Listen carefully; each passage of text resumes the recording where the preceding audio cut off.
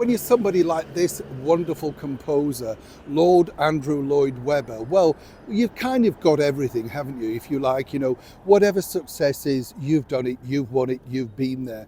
Oscars, Grammys, Novello Awards, everybody knows your music. Everything from Phantom of the Opera, Evita, Sunset Boulevard, Starlight Express, and they're continually revamped and sold once again around the world. But even this new award on the musical maestro has apparently left him stunned. As ever, let me explain. Morning, nice to see you today. Thank you so much for taking the time out and joining me. You're right, this beautiful door, as many people know, is the famous door of Lambeth Palace. So much history through this door.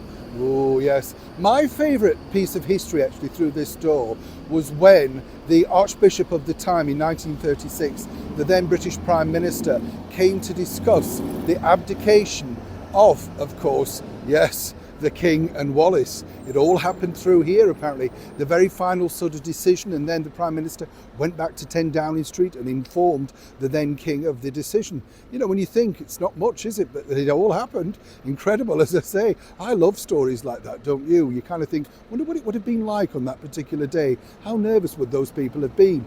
Now, it's interesting when you talk about nerves because so many people have performed and sung and really admire the talented Andrew Lloyd Webber. Some people suggest he admires Puccini, but we'll leave that there. What's interesting, of course, is that Lord Andrew Lloyd Webber, who I've interviewed on numerous occasions, met many times, is a lovable guy. He comes across as a little bit serious, but he's not actually. And the real passion that he has is music. You can really tell that, not just through the wonderful, shows and musicals that he's done, but literally the fact that when he's talking about things, he's really passionate about it. Now, apparently, he told me his favourite composers were Rodgers and Hammerstein, and when he saw one of their musicals at the London Palladium when he was very young, that was the turning point for him of wanting to do something very similar. He's done it rather successfully, yes. Now, all thanks to His Majesty the King, King Charles III, he's become the very first musical maestro to become a Knight of the Garter. What an accolade, really, this is splendid news. And when you think about it, people say, well, what does it matter? It's just another award. This is what Andrew said. The musical's composer released a statement saying it was the greatest honour of his life. Andrew Lloyd Webber has indeed written some of the most famous musical theatre successes of many years, including, as I say, Phantom of the Opera, Cats and Evita. He said that he was humble, grateful and quite frankly staggered by the news. It is understood that Lloyd Webber is the first person from the world of the arts and culture to be made a member of the Order of the Garter, which is the oldest and most senior order of chivalry in Britain. The Garter honour is usually bestowed on people who have held high public office, such as former British Prime Ministers, having served the Sovereign personally, or are members of the royal family or foreign royals. The Order of the Garter, which is limited to 24 ordinary members, was founded in 1348 by Edward III.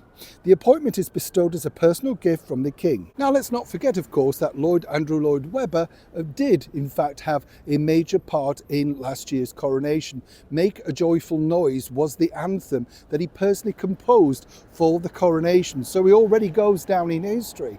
But what an accolade to receive. And a lot of people, look at Andrew Lloyd Webber and say, what is the key to his success? He told me this, it was quite simple in fact. He said the real key to the success that he felt to his personal success was knowing what the public wanted and picking stories and turning them into musicals that he felt would work commercially, as well as, of course, enjoyable musical sets. You can certainly say he's done that, and he would admit he's had hits and misses, but there's certainly more hits than misses. And this latest award from His Majesty the King, he considers, I've been told, one of the greatest hits. Neil Sean, Lambeth Palace, London.